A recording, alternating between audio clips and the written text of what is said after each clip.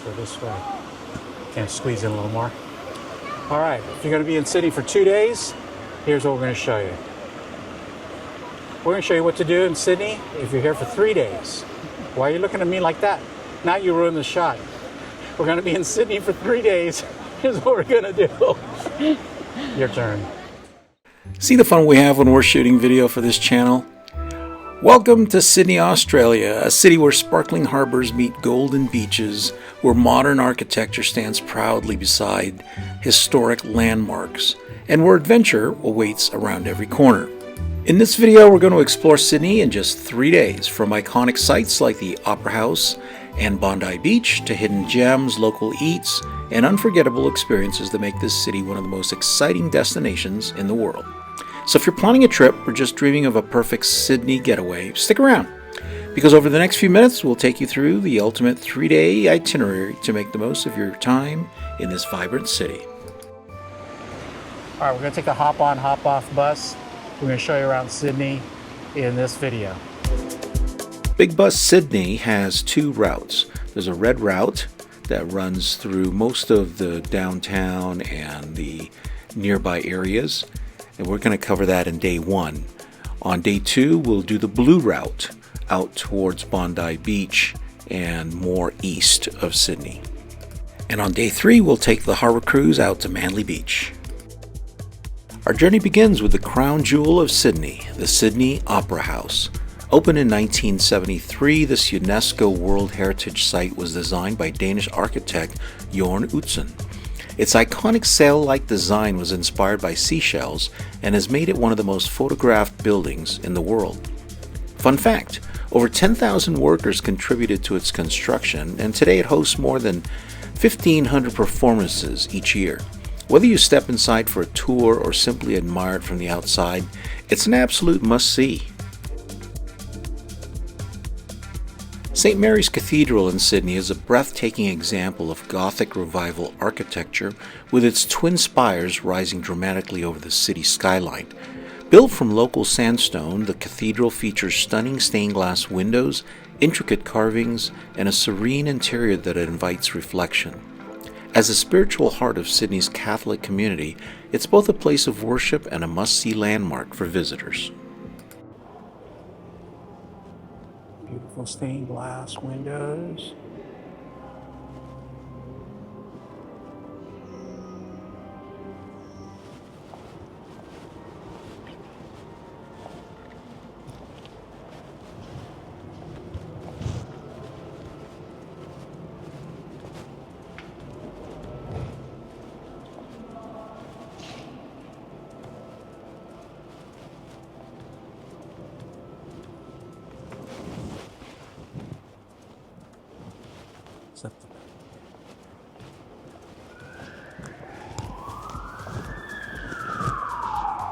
Oh, that's the altar, and they have, I guess, different altars. So there's this one and the one behind us that we just went to.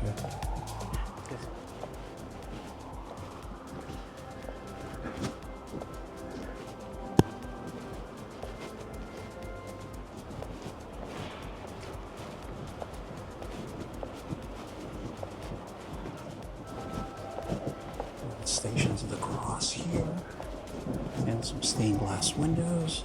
Beautiful. So elaborate. Yeah.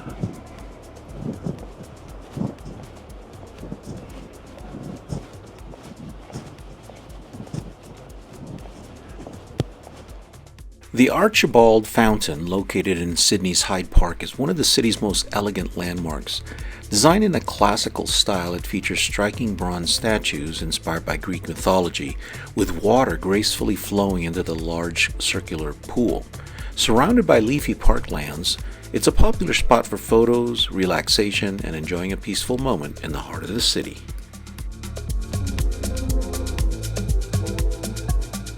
Sydney Tower Eye is the tallest structure in the city, offering 360-degree views from its observation deck high above the skyline. It's defined as a structure as opposed to a building. The tallest building is Crown Sydney. From the Sydney Tower Eye, visitors can see iconic landmarks like the Opera House, the Harbour Bridge, and on clear days, the Blue Mountains in the distance. For thrill seekers, the Skywalk experience lets you step out onto a glass platform 268 meters above the ground.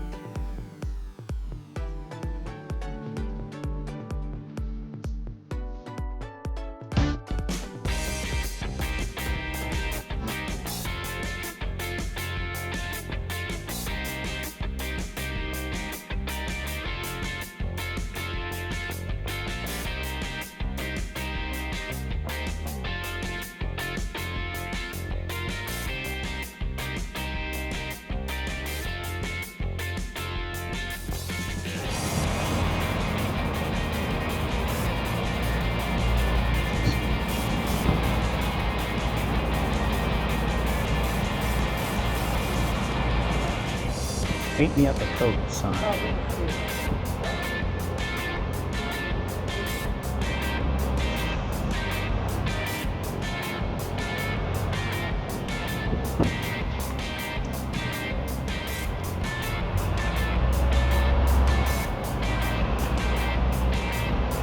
Kebab.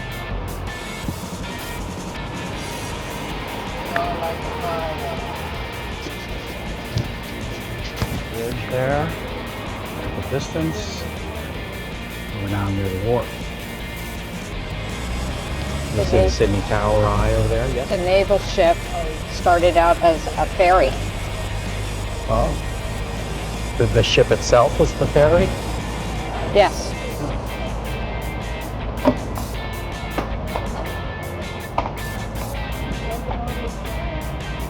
And then So we are at Woolloomooloo Bay.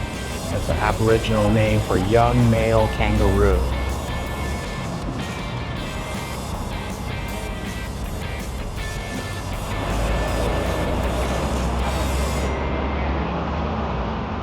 Coming back the same way we came, near the Australian Museum. And Sydney Tower Eye over here.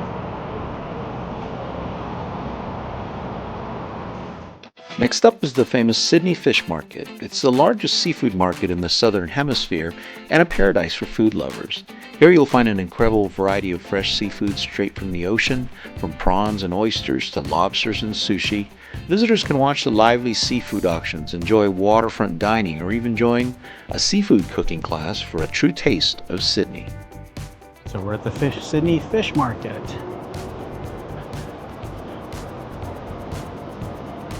Famous Sydney Fish Market.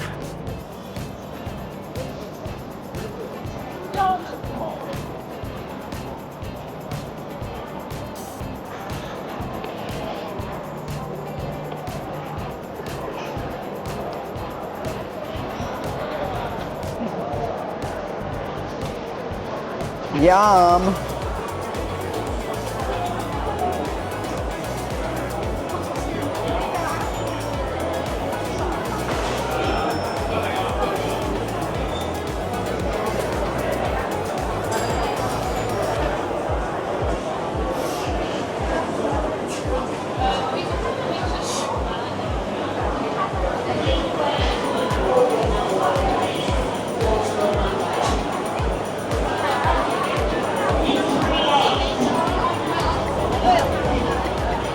Got a nice variety of different sushis, poke bowl, fresh fish.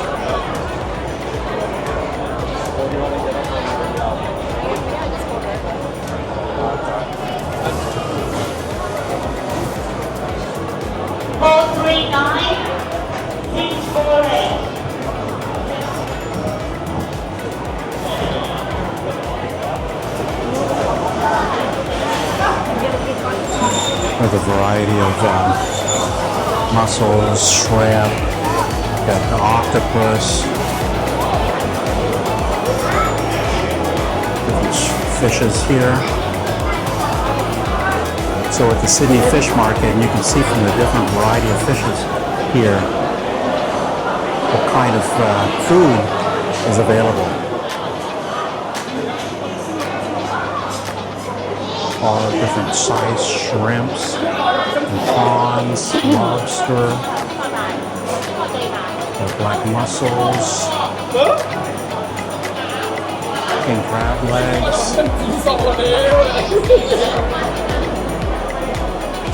Look at the sushi on the right there.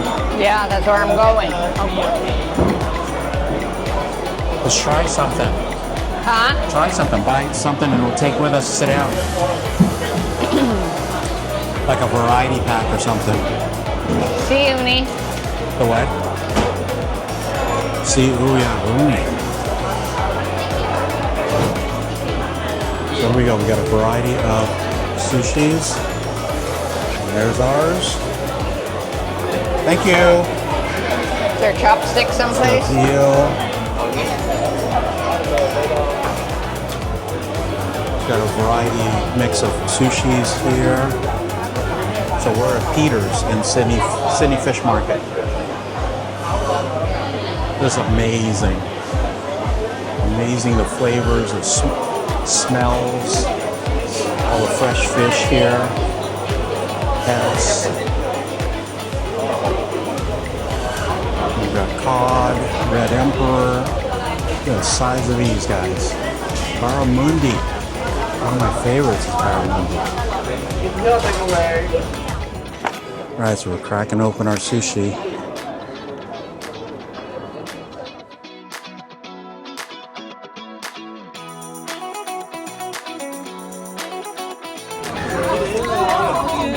Alright, so we're trying our sushi at the famous Sydney Fish Market.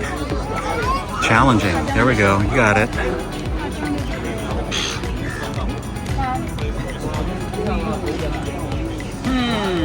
Which one first? I don't know. What do you think? Try the uni and beef, the wasabi. Wagyu or, yeah. Yummy? Oh, it's tender. Nice.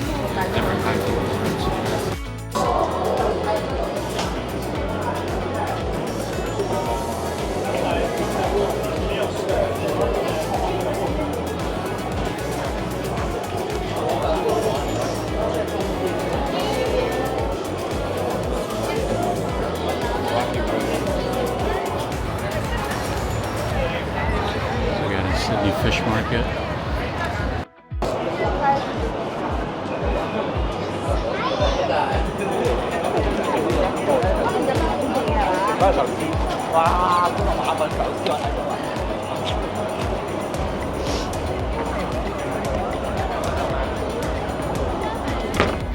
Darling Harbour is one of Sydney's liveliest waterfront precincts, filled with restaurants, shops, and attractions right by the water. It's home to the family-friendly highlights like the Sea Life Aquarium, Wildlife Zoo, and the Australian National Maritime Museum. By day, it's perfect for strolling along the harbour, and by night, the area comes alive with vibrant nightlife and dazzling light shows.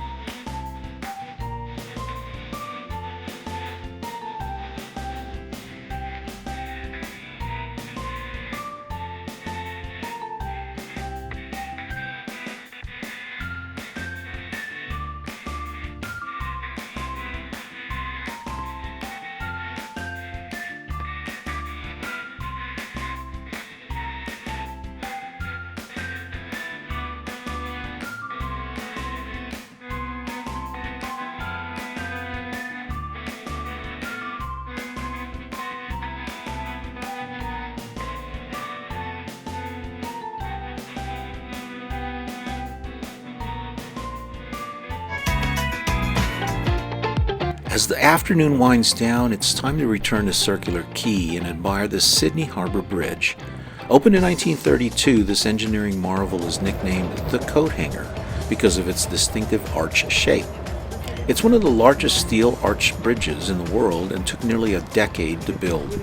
If you're feeling adventurous, you can even do the famous bridge climb for sweeping panoramic views. But even from below, the sight of the bridge against the sunset is unforgettable. On a different day, we're going to walk across the bridge, and you'll see that in another video.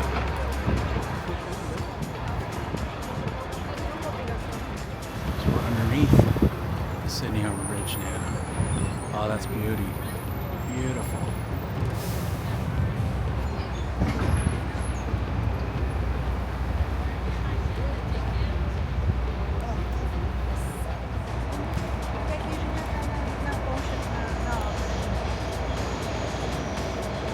Waiting here underneath the Sydney Harbour Bridge, and you can see Luna Park across the way to North Sydney. We'll head over there on another day, and we come across here.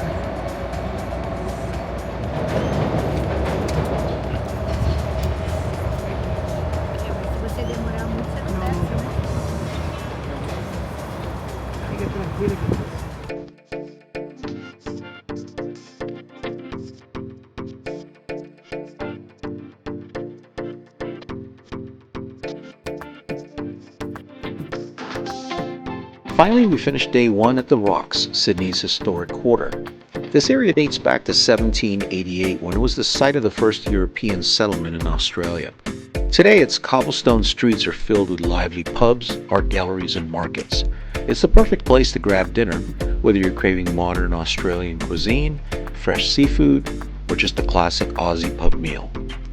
The Rocks combines history with nightlife, making it an ideal way to wrap up your first day. We went to the Rocks Cafe and had a Shackles Lager, a Sauvignon Blanc, and a Kangaroo Burger. Day 2 begins with the bus heading to world-famous Bondi Beach. Known for its rolling surf, golden sand, and vibrant atmosphere, Bondi is more than just a beach, it's a lifestyle. Bondi's lifeguards have been keeping swimmers safe since 1907, making it one of the oldest surf life-saving clubs in the world. Whether you take a dip, catch some waves, or just relax on the sand, Bondi captures the very essence of Sydney's beach culture.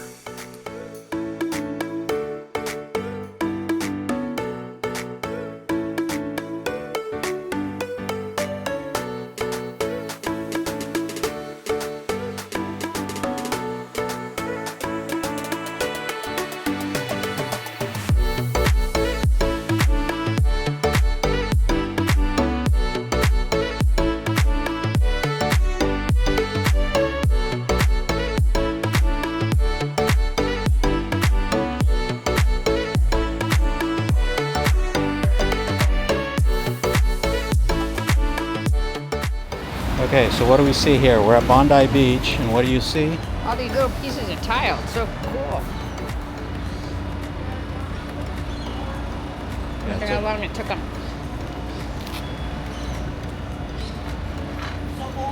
All the Bondi rescue guys.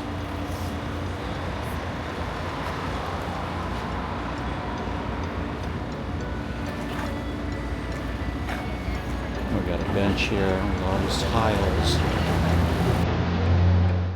This is known as the Campbell Parade Mosaic Bench. It's more than just a place to sit, it's public art, rich with community story and character. The benches are part of a collection of mosaic street furniture, benches, seats, tables, along Campbell Parade, the oceanfront promenade in Bondi Beach. The mosaic pieces were made by Enver Campbell and Helen Bodycomb.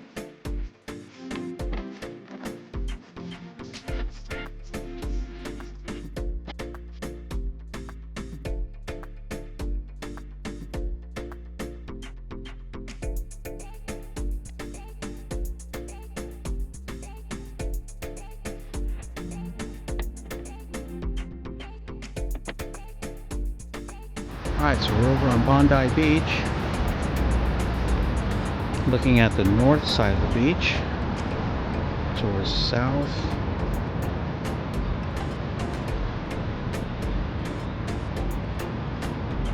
There's the Bondi Beach Club pool, and then up here on the hillside where the shops, the apartments are.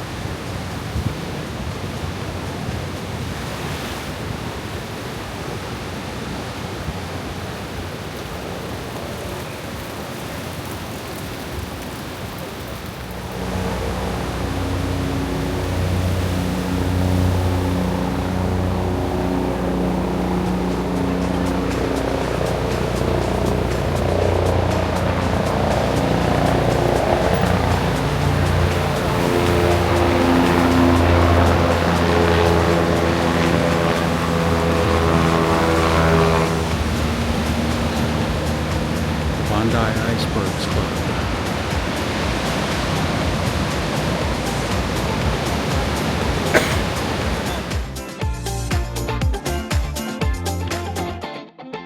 From Bondi, we take one of the most stunning coastal walks in Australia, the Bondi to Bronte walk. This 2.5 kilometer cliffside trail offers breathtaking ocean views, sandstone cliffs, and even rock pools along the way. Keep your eyes open between May and November. You might even spot migrating whales offshore. The walk ends at Bondi Beach, a smaller but equally beautiful spot where you can relax and enjoy a slower pace.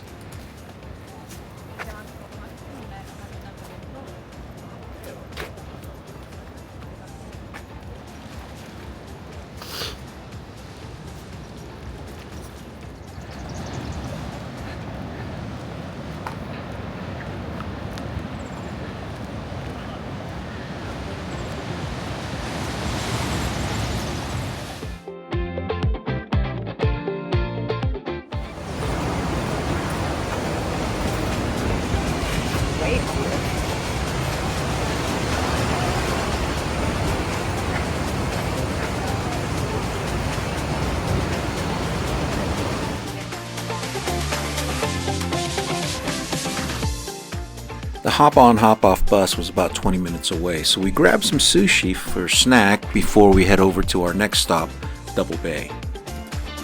Double Bay is an upscale harborside suburb in Sydney known for its stylish boutiques, trendy cafes, and beautiful foreshore views.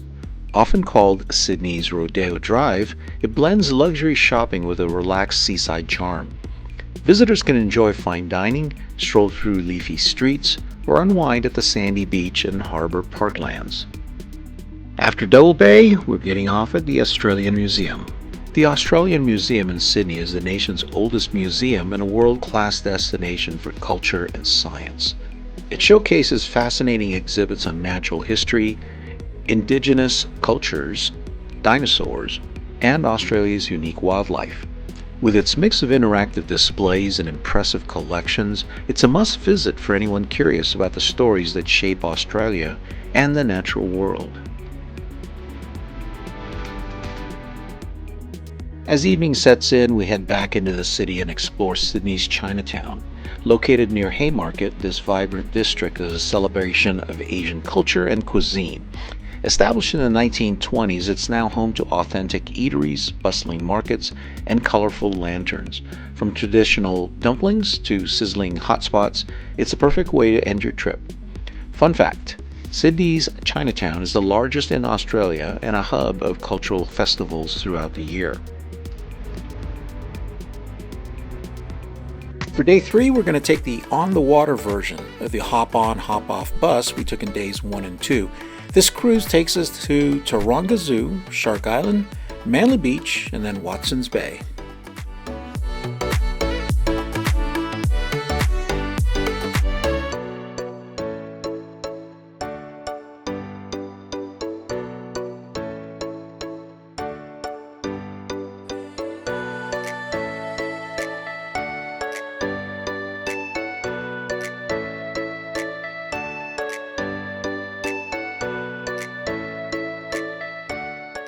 We're going to take the cruise ship from Wharf 6 at Circular Quay over to Manly Beach, and maybe a couple of stops along the way. Captain Cook Cruises. Check it out.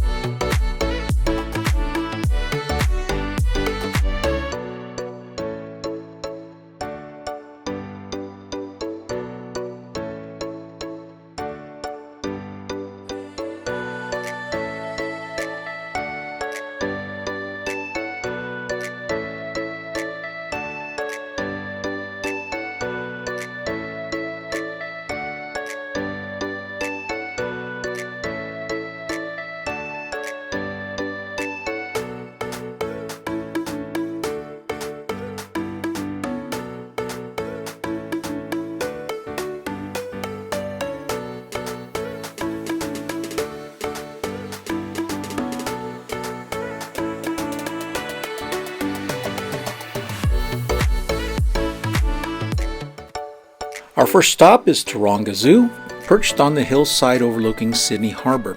The zoo officially opened its doors in 1916, and since then, it's been one of the most famous wildlife attractions in the world. The name Taronga is derived from an Aboriginal word meaning beautiful view, which is perfect, because from here you can see sweeping panoramas of the Opera House and Harbour Bridge. Beyond the view, the zoo is home to over 4,000 animals, from kangaroos and koalas to giraffes and elephants. It's a spot where Australian wildlife meets international conservation, making it more than just a zoo, it's a living classroom. Next up is Shark Island, and despite the name, it's not teeming with sharks. The name actually comes from its shape, which resembles a shark when viewed from above. Historically, this little island was used as an animal quarantine station in the late 1800s, and later as a naval storage depot. Today it's a picnic and leisure spot, part of the Sydney Harbour National Park. Visitors can walk the island's paths, enjoy a swim, or take in panoramic views of the harbour. It's one of those places where you can slow down, enjoy the breeze, and soak in Sydney's natural beauty.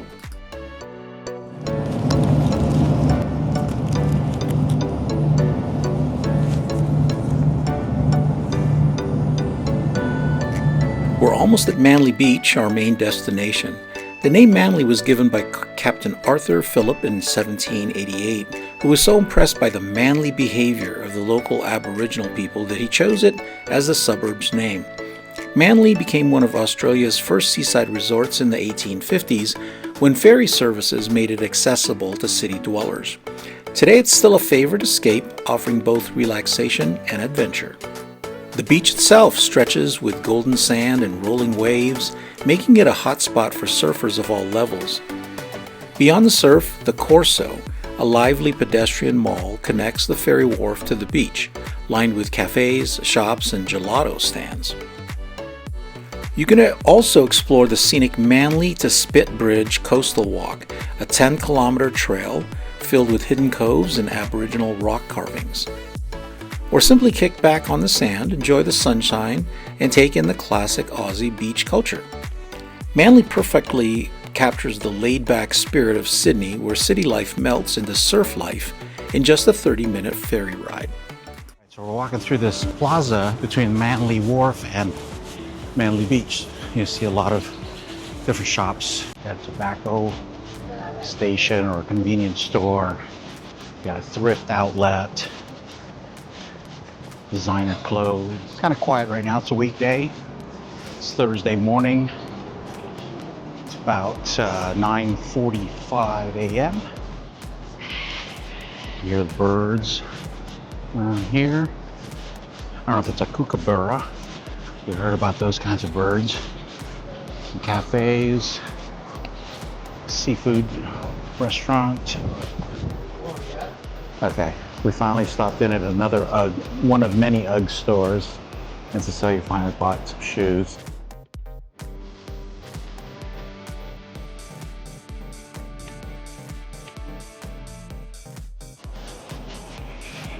Continuing our walk down towards Bondi Beach. We're now in the area called the Corso. Chemist or pharmacy. Victorian bookshop, souvenirs, rip curl, more surfing shops, a lot of bars. Here we are. Bondi Beach.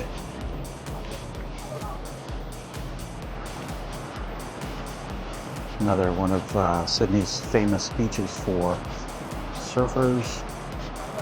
And during the summer season, so now we're here at the end of winter, starting up spring, so it's not so crowded. And it's overcast today, probably in the mid 60 degrees or 18 to 20 degrees centigrade Celsius.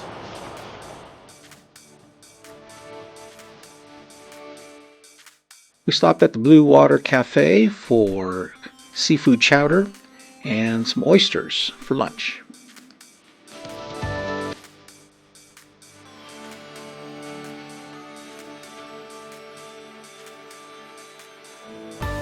Gelatissimo over in Manly Wharf. And look at all the different flavors.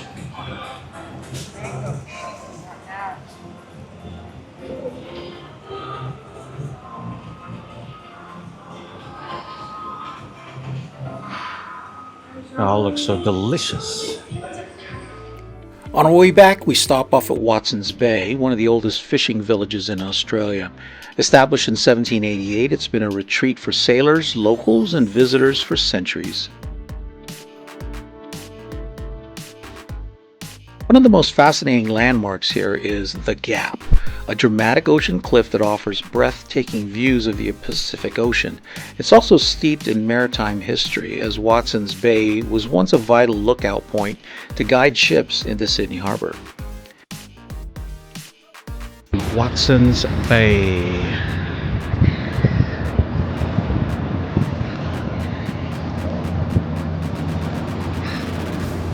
There's the beach over there with some small craft, a few restaurants.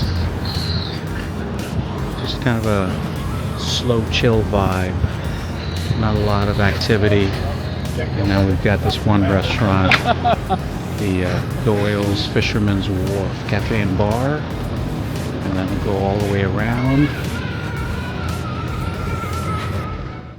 Today it's famous for fresh seafood, particularly the legendary Doyle's on the Beach restaurant, which has been serving fish and chips since 1885. Whether you're after history, food, or views, Watson's Bay is a must-stop on the Harbour route.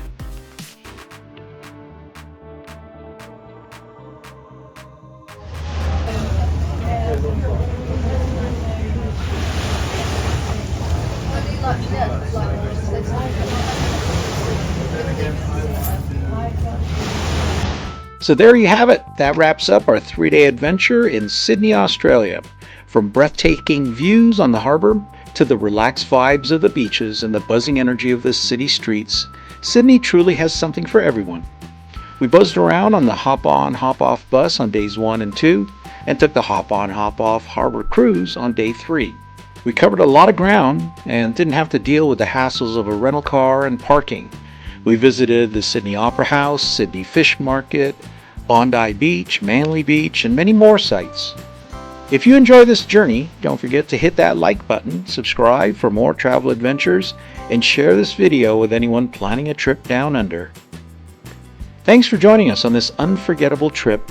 Until next time, keep exploring, keep discovering, and we'll see you in the next Sydney video.